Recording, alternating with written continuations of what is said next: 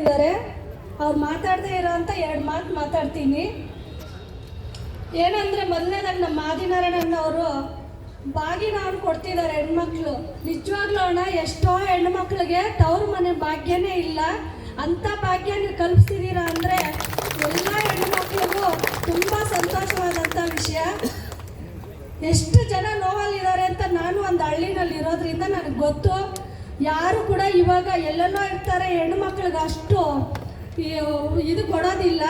ನೀವು ಕೊಡ್ತಾ ಇದ್ದೀರಾ. ನಮ್ಮ ತಾಲೂಕಿನಲ್ಲಿ ಅದು ಮಹಿಳೆಯರಿಗೆ ಮರಳು ತುಂಬೋ ಅಂತ ಭಾಗ್ಯ ಕೊಡ್ತಾ ಇದ್ದೀರಾ. ಮೊಟ್ಟ ಮೊದಲನೇದಾಗಿ ನಮ್ಮ ಮುಳಬಾಗಿಲು ತಾಲೂಕಿನಲ್ಲಿ ದೇವಮೂಲೆಯಲ್ಲಿ ಕೊಡ್ತಾ ಇದ್ದೀರಾ.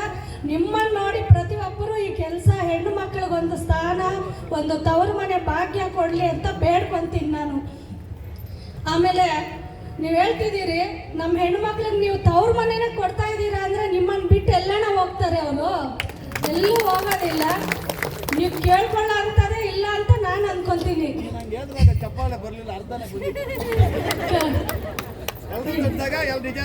ನಿಜವಾಗ್ಲೂ ಹೇಳಿ, ನಾವು ಅಣ್ಣನ ಬಿಟ್ಕೊಡ್ತೀವ ತವ್ರ ಮನೆ ಕೊಡೋ ಅಂತ ಅಣ್ಣನ 5 ಭಾಗ್ಯಗಳು ಕೊಟ್ಟಿದ್ದೀರಾ, ತವ್ರ ಮನೆನೂ ಕೊಟ್ಟಿದ್ದೀರಾ ಅಂದ್ರೆ ತವ್ರ ಮನೇನ ಯಾವ ಹೆಣ್ಮಕ್ಳು ಬಿಟ್ಕೊಡೋದಿಲ್ಲ ಅಣ್ಣ.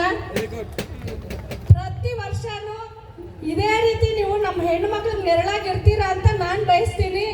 ಅದೇ ನಮ್ಮ ಹೆಣ್ಮಕ್ಳು ಅದೇ ರೀತಿ ಬಯಸ್ತಾರೆ. ನಿಮ್ಮನ್ನು ಯಾವುದೇ ಕಾರಣಕ್ಕೂ ಬಿಟ್ಕೊಡೋದಿಲ್ಲ, ಬಿಡೋದೇ ಇಲ್ಲ. ಅವಾಗೇನೋ ಒಂದು ಲಾಸ್ಟ್ ಚಾನ್ಸು ತಪ್ಪಾಯಿತು, ಮುಂದೆ ನಿಮ್ಮದೇ ಎಲ್ಲ. ಈ ನಮ್ಮ ಅಣ್ಣನ ಸ್ಥಾನ ನಿಮಗೆ ಕೊಡ್ತೀವಿ ಅಂತ ಎಲ್ಲರ ಮುಖಾಂತರ ನಾನು